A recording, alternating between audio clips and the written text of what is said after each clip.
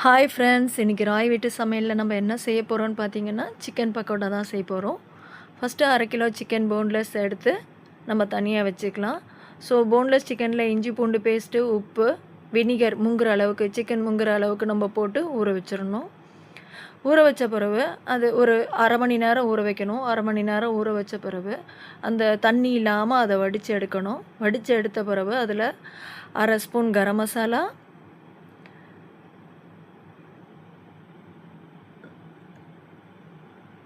Chilli powder, ஒரு முட்டை,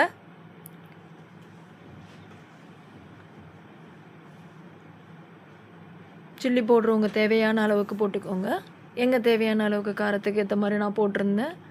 so மைதா, ஒரு தேவைக்கு ஏற்ற மாதிரி மைதாவும் போட்டுக்கோங்க. ஏன்னா மைதா தான் அதை ஃபிக்ஸ் பண்ணுறதுக்கு கரெக்டான பதத்தில் இருக்கும்.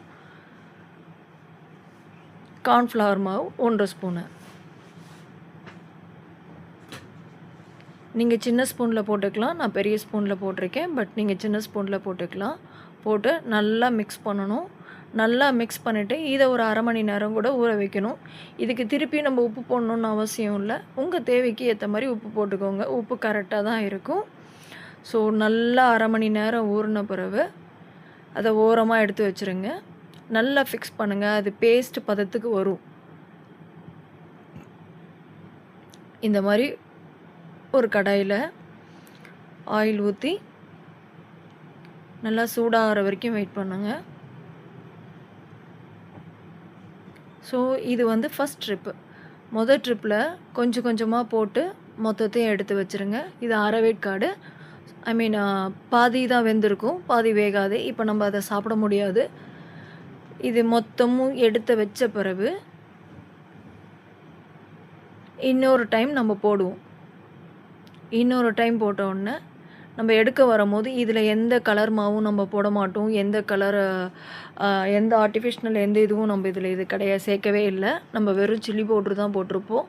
பட் எவ்வளோ கலர்ஃபுல்லாக வந்திருக்குன்றதை பாருங்கள். இது வந்து செகண்ட் ட்ரிப் போடும் போதும் உங்களுக்கு கிறிஸ்பியாகவும் ஸ்மூத்தாகவும் சிக்கன் வரும். ஸோ நீங்கள் சிக்கன் வீட்டில் செய்யும் போதுமே வெளியில் மணக்கிற மாதிரி ஒரு ஸ்மெல் வரும். ஸோ அந்த அளவுக்கு இருக்கும். செஞ்சு பார்த்துட்டு ஃபீட்பேக் கொடுங்க. ராய் வீட்டு சமையலில் சிக்கன் பக்கோடா ரெடி.